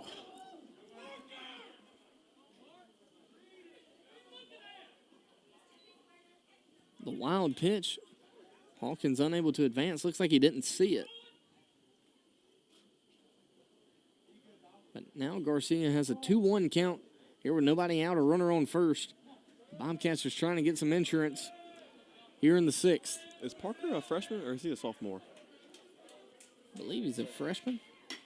This one bunted right back to the pitcher. They're going to tell him to throw it to second. He elects not to. Good decision there by the pitcher, but that's a sac bunt for Garcia. Now Drew Davis heads to the plate. Pitcher, number 8, Drew Davis. Davis 1 for 3 tonight with an RBI opportunity here. If Davis is to go back out in the 7th, this will be the 3rd time straight that he's gone out for the 7th in his last 2 or 3 starts. This one is going to be extra bases, a great piece of hitting. This might be a triple for Davis. He's limping.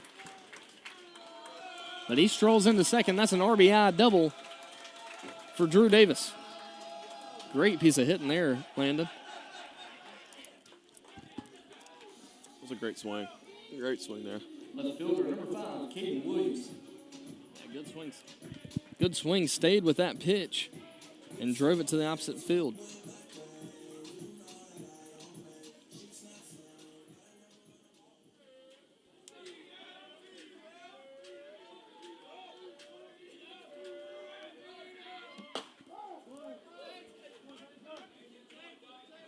A good way to elect to the sacrifice bunt by Garcia, which allowed Oh, yeah, that's huge. Hawkins to score there. Small ball works. If you can do it right. It does. Small ball is tough to beat. I know you talked about how much y'all used to bunt. Man, I hate teams that just play small ball that are just scrappy, those little scrappy teams like that. Oh, dude, they're tough to beat. Oh, yeah, they are. And they're annoying to play, too, I tell you what. Yeah, there's no way to defend them because you have to defend the bunt. You got it, but you also have to defend if they swing. The greatest bunt D ever is the Gray Crash. Oh, yeah, second baseman. The Gray Crash. Man, I love doing that. I would be at short, and me and Tyson Hicks would rotate. So Tyson would go to short, I would come in. I would love doing it. It'd be a great way to just take away a bunt. You know, probably a week ago I was talking about that play. They were running it and how it originated. Mason Story was the first baseman back when I played, and we were running Gray, and he had to crash, and he has bad joints due to psoriasis, and so it was just hard for him to crash as fast as we needed him. And He's so a big guy. Yeah, he's huge, and now, dude, you should see him now. He's a good-looking, like, just jacked. Oh yeah. But Coach Knight implemented. He was like, man, what if we crashed you? It's a good dirt ball read. It's a good. He came off the bag. Oh, he came off the bag. A good chance there by Brown. Good read, but the catcher throws him out over there at third base for out number 2. Turf, man. You got to slide a little bit earlier, even on your own field. Now Caden Williamson, the hitter here with 2 outs. 2-2 count. 2-2 pitch, misses low and away, and the count goes full. Yeah, so Coach Knight started making me crash on that play, and it just started working out. This one flown out to the right fielder. Right fielder camps under for out number 3, but we head to the top of the 7th. The Bobcats lead 5-1. When we come back, this is Zane Berry, and you are watching Bobcat Baseball.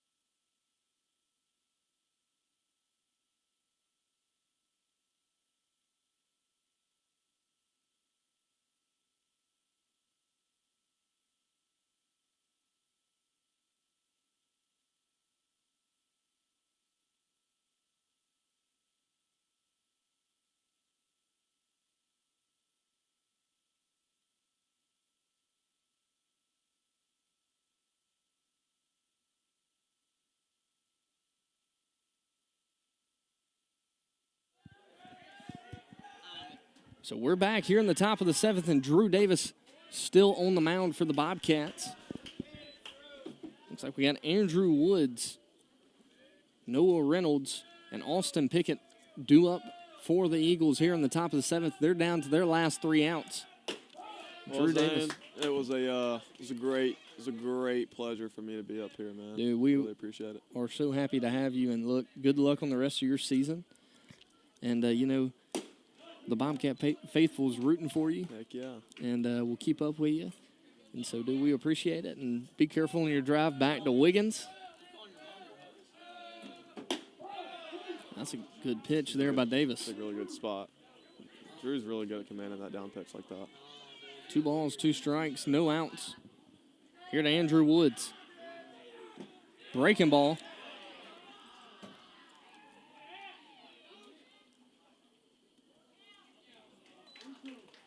Umpire says he doesn't go on the check swing. All right, Zane. Well, good luck to the Bobcats, man. I appreciate you having me on here, man. Appreciate it, and good luck the rest of your season. Yes, sir, man. Full count pitch, fouled back into the net. So 3 balls, 2 strikes. Here to Andrew Woods.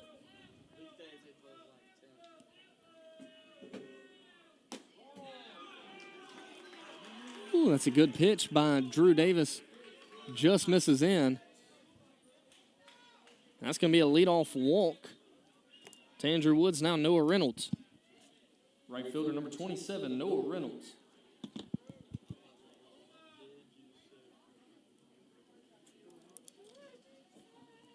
So a runner on first for Noah Reynolds.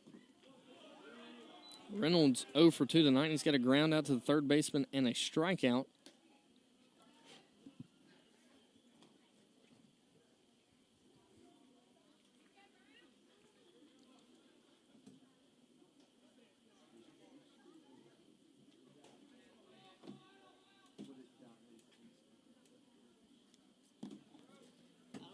One ball, no strikes. The 1-0 pitch finds the outside corner. The count goes to 1-1.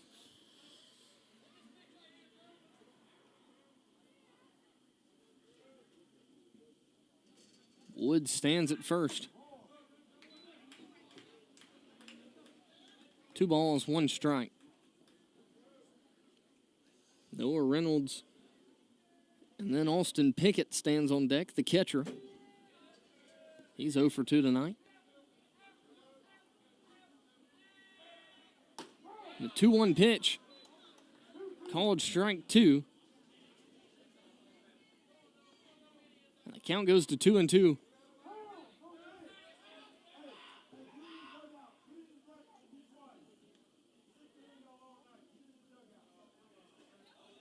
The umpire gets on to Florence.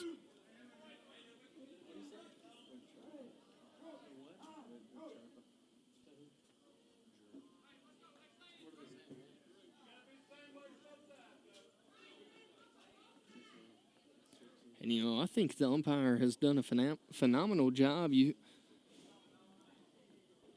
hear the Florence fans and the Florence dugout complaining about these calls. But, man, this umpire has been pretty lights out all night and very consistent. He heads down to the third base coach box, talking to the Florence head coach.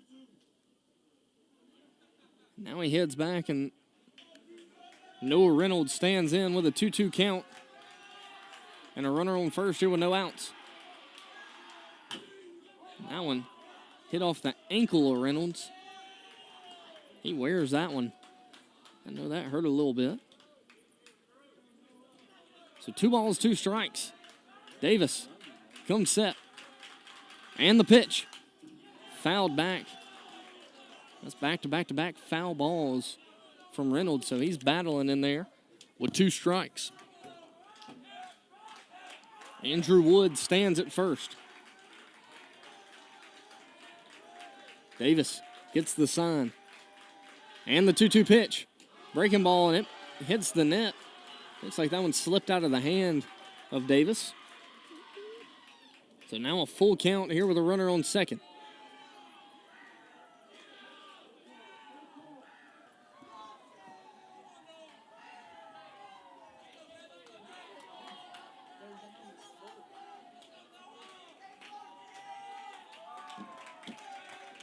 Three balls, 2 strikes. Davis tries to beat him on the fastball. He fouls that one.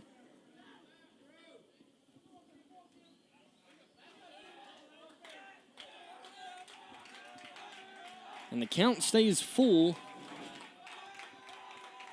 here to Noah Reynolds.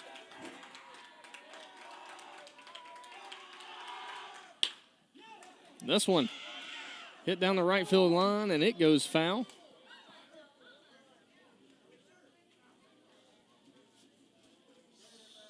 That one hit off the cap of the bat. Goes out towards right field. Lands foul, and the count goes to 3-2. Here with nobody out and a runner on second for the Florence Eagles. Drew Davis still on the mound for the Bobcats. The 3-2 pitch.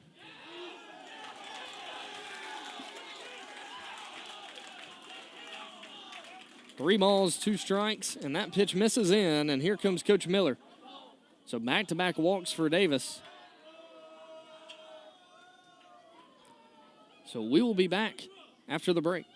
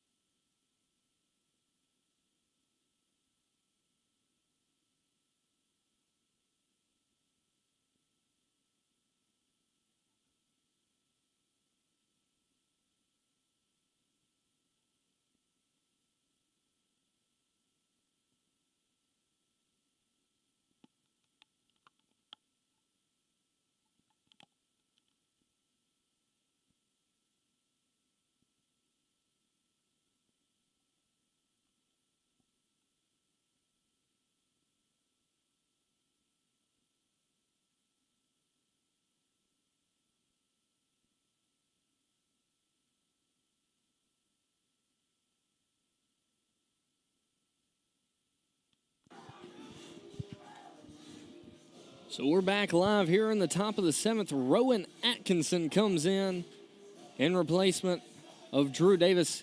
And you just have to tip your cap, Drew Davis. What a night on the mound for him tonight. He goes 6 complete innings.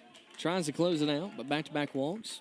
Coach Miller elected to go to Rowan Atkinson here with 2 runners on and no outs. And the catcher, Austin Pickett, the hitter. Atkinson throws that one for strike 1. No balls, 1 strike.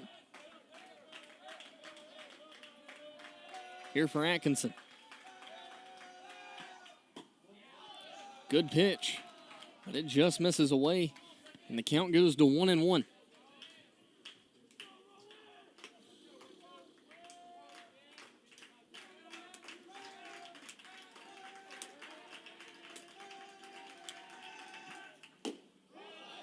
That one.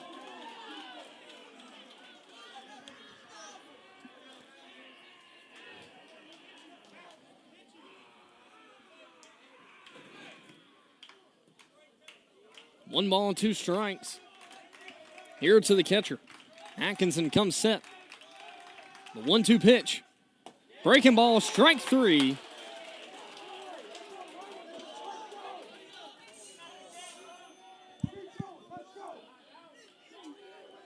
DH number 9, Jaboris Buckley. So Atkinson gets the strikeout to Austin Pickett. Now Jaboris Buckley comes to the plate. Jaboris Buckley, the DH.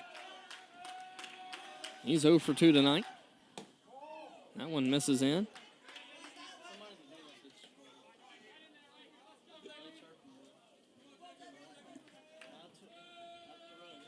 So 1 ball, no strikes. Here with 1 out. Jaboris Buckley, the hitter with 2 runners on for the Florence Eagles. Atkinson throws that one away. Now a 2-0 count. Atkinson, the lefty. Great looking arm for the Bobcats, just a 10th grader. Now he gets out of the mitt of Cochran, and that allows both runners to move 90 feet. And Buckley now stands in with a 3-0 count and 1 out.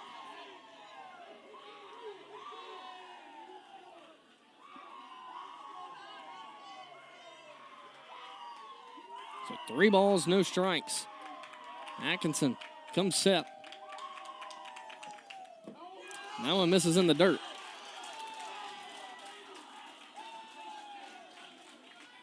Now Ryland McFall comes to the plate. Left fielder number 4, Ryland McFall. Ryland McFall 0 for 2 tonight with a strikeout and a fly out. The double play is in order for the Bobcats. But just looking for 1. Here with 1 out. Atkinson misses in. Now Coach Miller heads to the mound.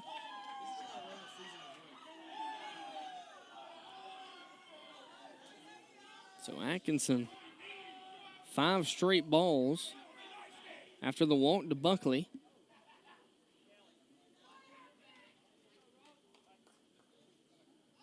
Coach Miller giving Atkinson some words of encouragement here in the top of the 7th. Bobcats have a 4-run lead, so the tying run is at the plate.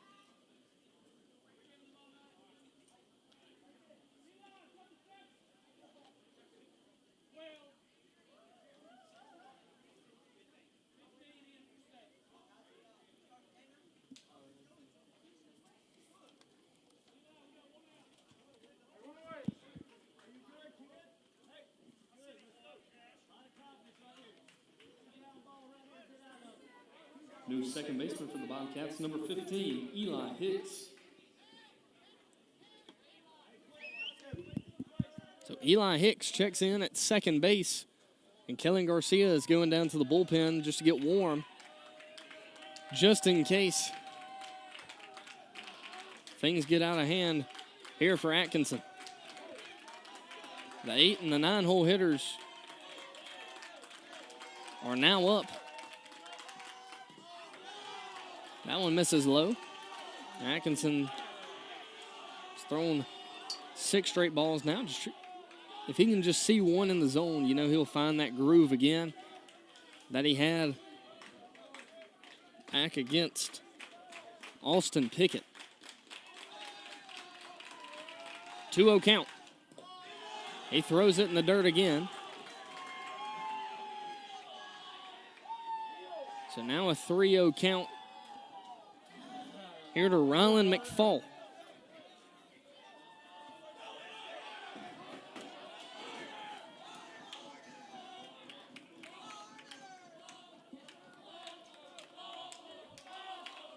Three balls, no strikes. Atkinson comes set. That one misses low. And Florence cuts the lead 5-2 here in the top of the 7th. Center fielder number 7, Morgan Weathersby. And another called times on the field. Landon Hawkins heads to the mound to give his pitcher some words of encouragement.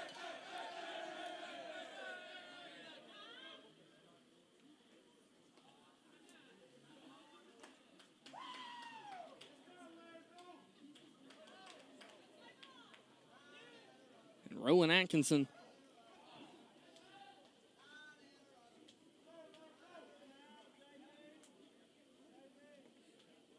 Landon Hawkins still talking to his pitcher. He heads back to third base. Base is still loaded. You know, if they're just able to get one out here, that would be huge. No matter if a run scores or not. Just get a ground ball. And the 9-hole hitter, Morgan Weathersby, up.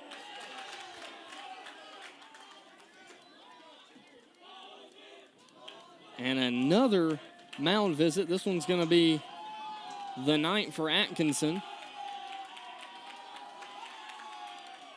So Kellen Garcia going to be the new pitcher for the Bobcats. Well, yeah, Kellen Garcia will be the new pitcher when we come back. This is Zane Berry, and you are watching Bobcat Baseball.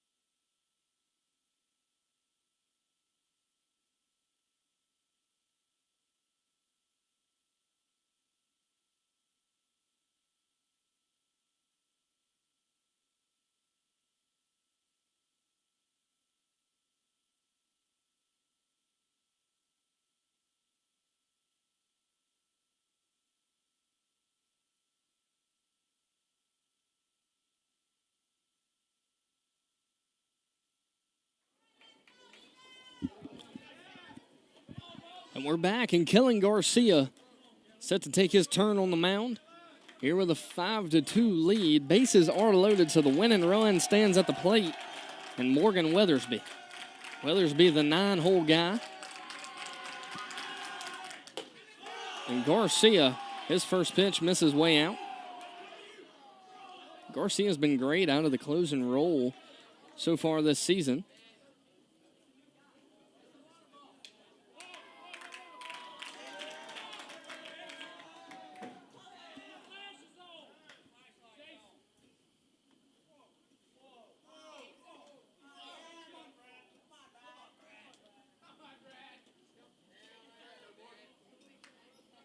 So a few defensive changes here.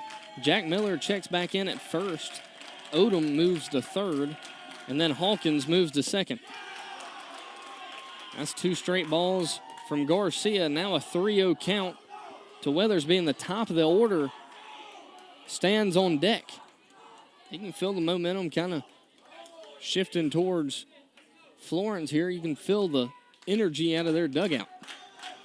Really loud over here on the left side of the field. But 3 balls, no strikes. Garcia just looking to find the zone.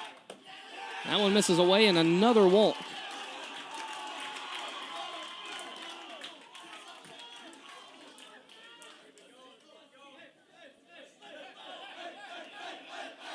So a 5-3 lead now for the Bobcats.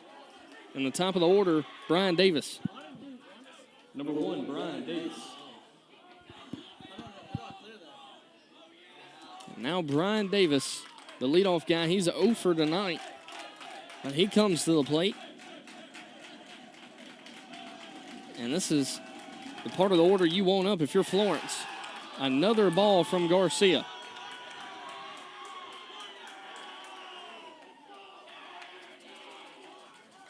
One ball, no strikes. Here with 1 out. And this is the guy you want to get. Him and Hayden Boykin, who's on deck.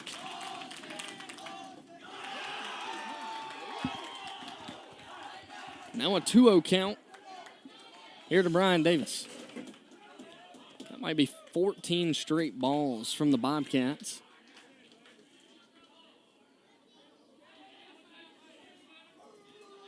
One out.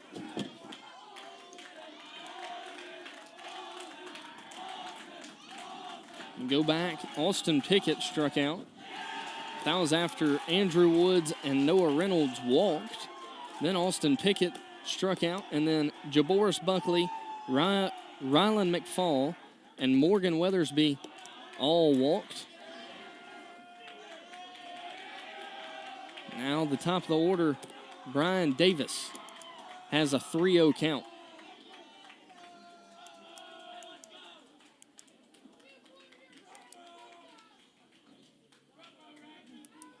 And a new pitcher for the Bobcats, Braden Smith.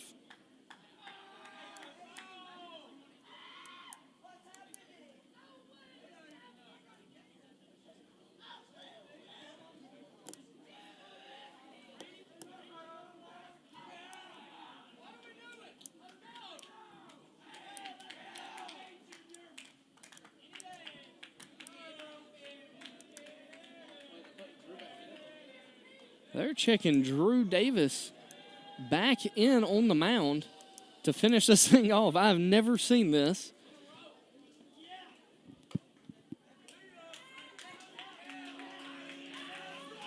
New pitcher for the Bobcats, number 8, Drew Davis. So Drew Davis checks back in on the mound. And you can tell he wants it. He wanted to finish it the first time they pulled him.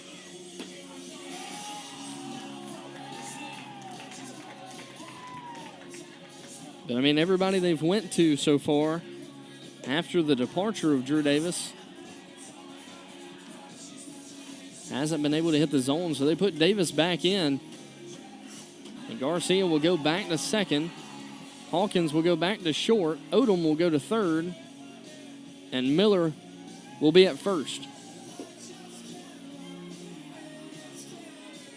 Davis had 1, 3, 4, 5, 6, 7, 8, 9 strikeouts through 6 innings. So he went 6 complete. Then Atkinson got a strikeout. And that's the single out that we have in this inning.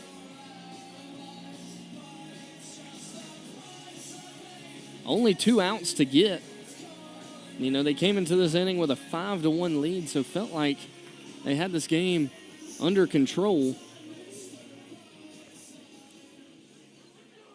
But Davis trying to settle things back down. Bases loaded. The tying run stands at second base now for the Florence Eagles. And the Bobcats have 1 out, but Brian Davis has a 3-0 count. So Drew Davis got to throw a strike here. And he does. That's first strike and 4 batters. So a 3-1 count. Hopefully Davis can find it again here. He misses low, and that's going to be a walk to Brian Davis. The Eagles only with 2 hits tonight. Now Hayden Boykin. Second baseman number 2, Hayden Boykin. So Hayden Boykin comes to the plate. He's 0 for 3 tonight, 2 ground outs and a strikeout against Davis. And the Bobcats only lead 5-4 now. So the tying run stands at third base here with 1 out.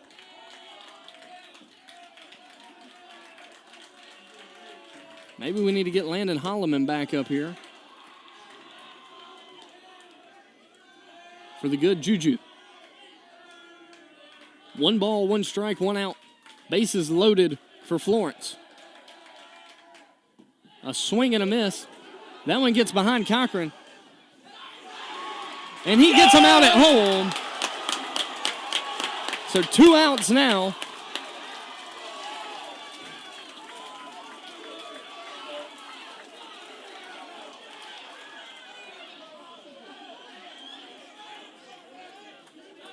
Davis was able to tag him, and now he's 1 pitch away from ending this game.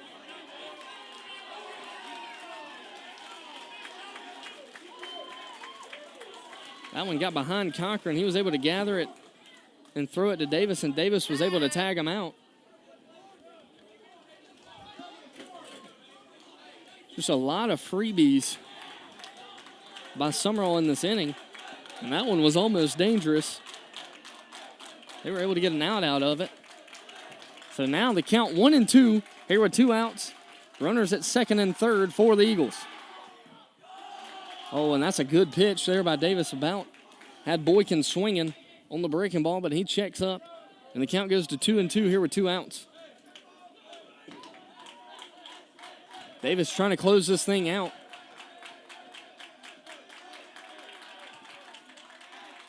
Two balls, 2 strikes. And that's going to be strike 3, and the Bobcats win it here in the 7th.